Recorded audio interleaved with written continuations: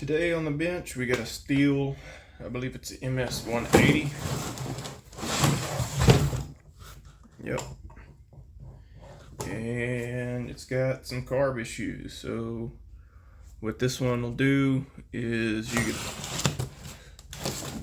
go through your start procedure and it'll pop off on choke. It'll run at throttle lock, and then when you pop the trigger to go into idle, it sounds like you got your finger on the throttle. It's running way too fast at idle. And this is a saw that sat for a while, so we're just going right into the carburetor.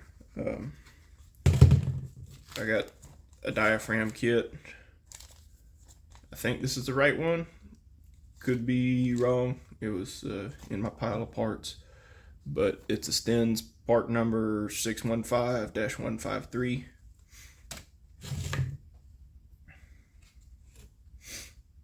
Air filter's not in too bad a condition. These air filters, if you're not used to working on stuff, you'll pull the air filter cover off and you'll look at it and you'll say, oh man, it's clean, but they take air in from the bottom, so you need to look at the side underneath, because that's the side that gets dirty and all the debris in it.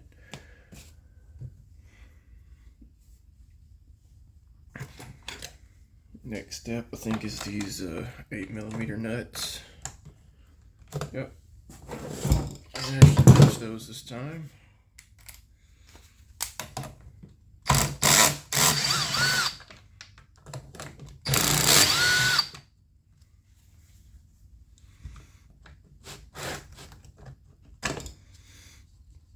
No gasket between the body of the air filter housing and the carburetor. Your gasket's typically on the other side between the carburetor and the intake, but on a lot of these small two-strokes, some of them don't have gaskets if they have a rubberized intake, because that's what seals.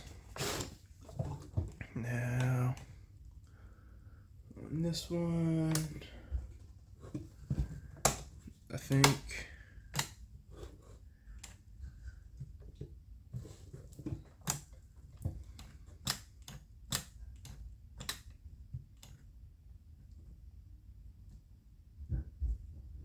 I believe you just hold your trigger down and pull that throttle rod out.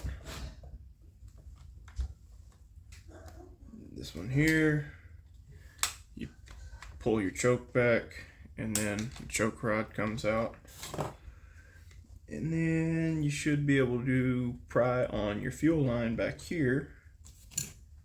Hopefully this one stays intact. Fuel line is still pretty pliable. And then, let's see, does the carburetor come out with this?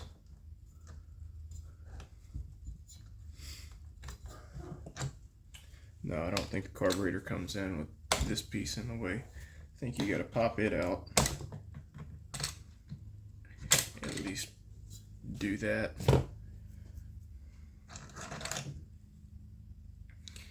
Here's your carburetor. Pretty simple. This is what I was talking about with the intake being rubberized. So there's no gasket there to worry about. Go ahead, slide that saw over. The guy that handed this off to me told me put a lot of mechanic in a bottle in it. So we're gonna see what it looks like inside. I don't know if these carburetors are adjustable or not.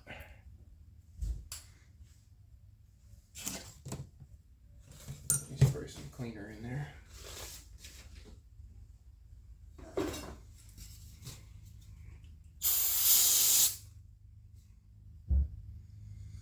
No, there's no adjustment screw on the high or low. I think your only adjustment is this right here. And I'm guessing that that's for a jet. I don't know. It's been a while since I've had one of these carburetors apart. So let's spray the whole thing down, and then I'll try and adjust this here.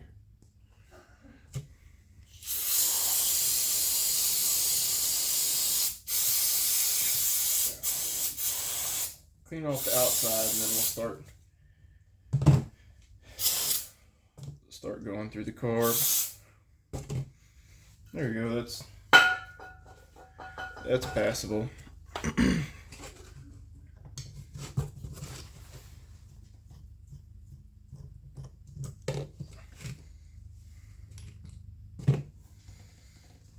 And you also want to check your fuel screen on these. There's a little screen in here. Whenever you have one apart, you want to check it. And so what I see is this diaphragm has some distortion in it, and I might be able to pick it up on the camera. This should lay pretty much flat across there, and you can see on here that it's sucked in. Not that big a deal on this diaphragm, but you pretty much always want that stuff to be as good as you can get it, being that these things are so finicky as is. A lot of people have trouble with carburetors, but remember how you took it apart. If it's something that's an adjustment, remember how many turns in or out it goes, and keep it clean. That's my best advice there.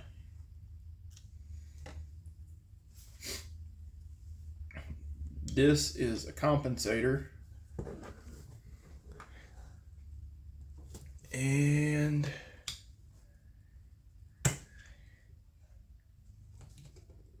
here we go.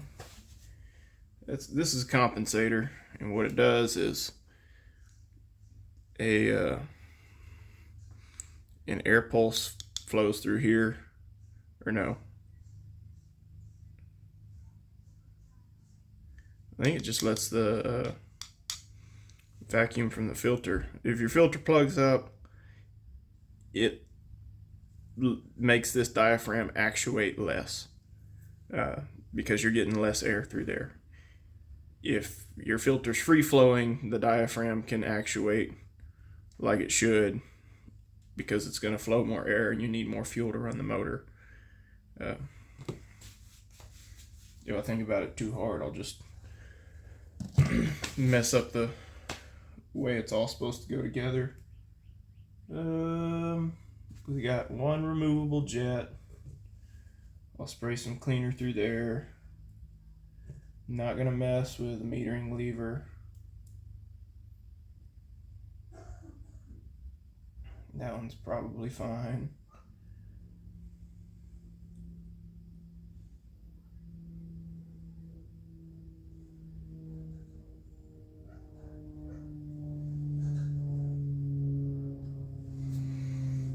Let's see if I can get this jet out. Screwdriver fits it pretty well.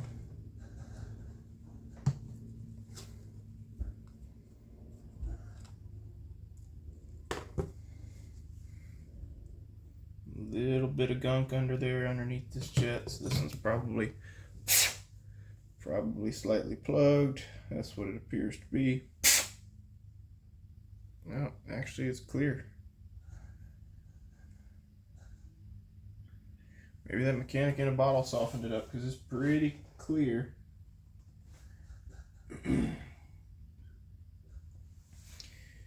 Guess not. Oh, there's some extra carb cleaner.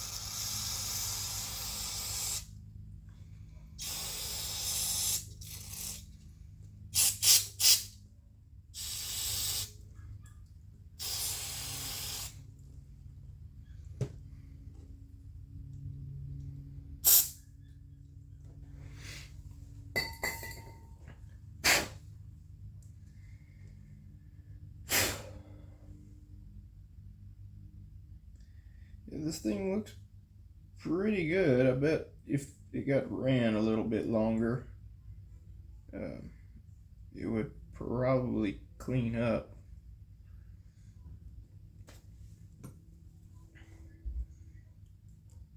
The best way to think about carburetors is to think about that old saying, a rolling stone gathers no moss. If you're using your if you're constantly using your equipment, there's no deposits that are going to build up in that carburetor. It's just not going to happen. It only happens when fuel starts to degrade. Ethanol fuel degrades really, really fast. Even the ethanol free still degrades, but it doesn't leave deposits nearly as bad. But it does still go bad.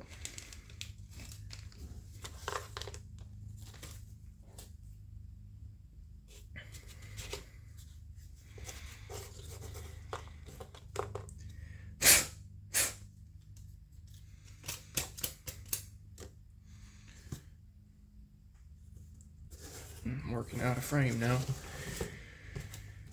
Here's our distorted gasket. That one matches up exactly the same, so that's great.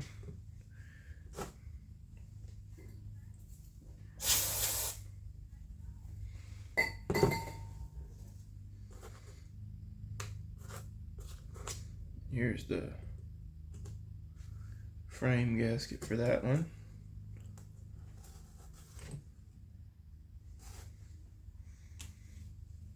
So we pop this off.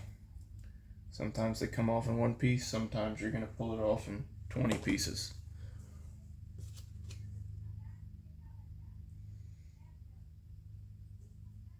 There you go.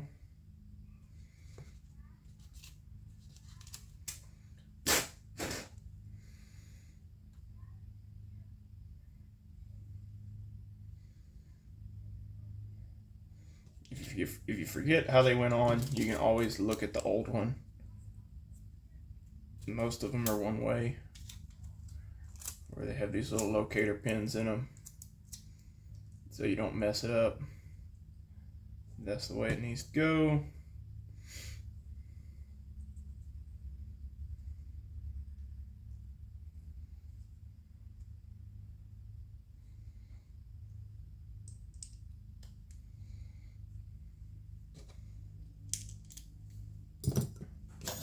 Big screw on top or bottom or whatever.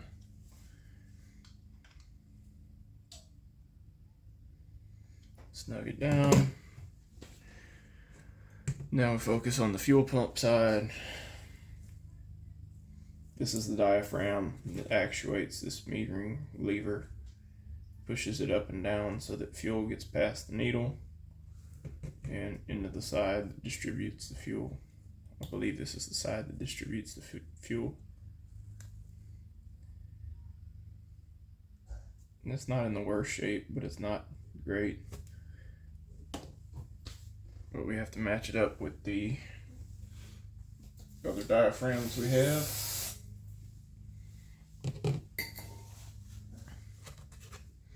Because the kit comes to handle a couple styles of carburetor.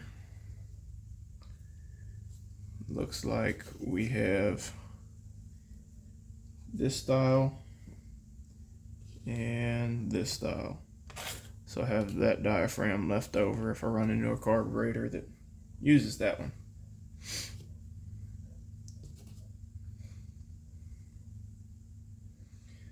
Now you can see the small circle faces the cap side, big circle faces the carb side, the body side, whatever you want to call it.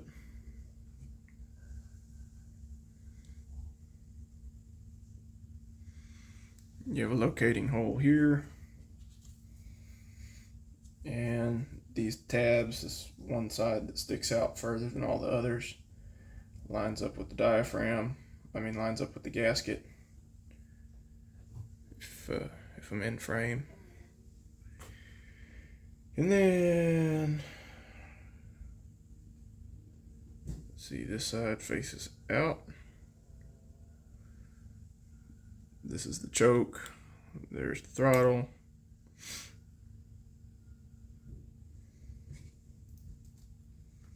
Put my screws in.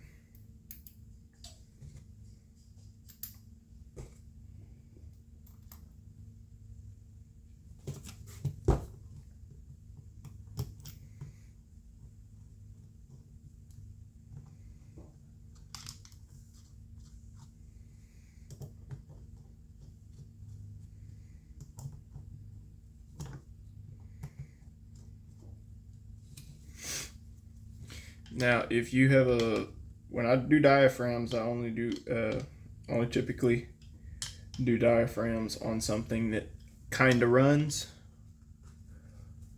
or that's trying to run. We're about to see if this worked for this saw or not. But if it will not pop off at all, you can try. If you're trying to save money, these kits are pretty cheap. But a lot of times you can get into running issues on some of this small equipment if you don't replace the carburetor. Not saying it's always like that, but a lot of times that happens if you're trying to do stuff for customers and backup work, a shop scenario. That's typically why shops push carburetors, is because you can stand behind it. Versus diaphragms, you could spend 30 minutes throwing this thing together and it doesn't work. You either make the customer pay for it twice, which I don't think is right, or you eat that labor and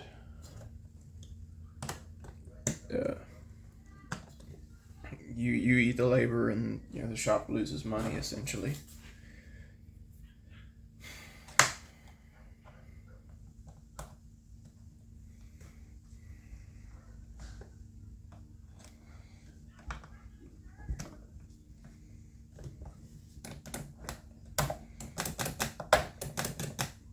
Everything functions like it's supposed to there, so now we'll push this back down.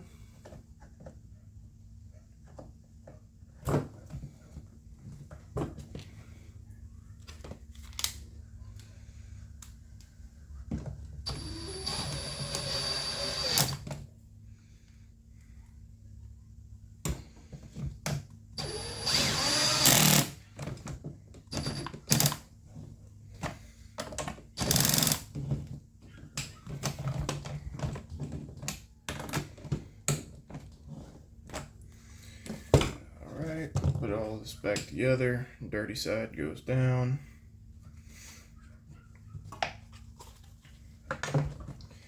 Then we'll try and fire it up.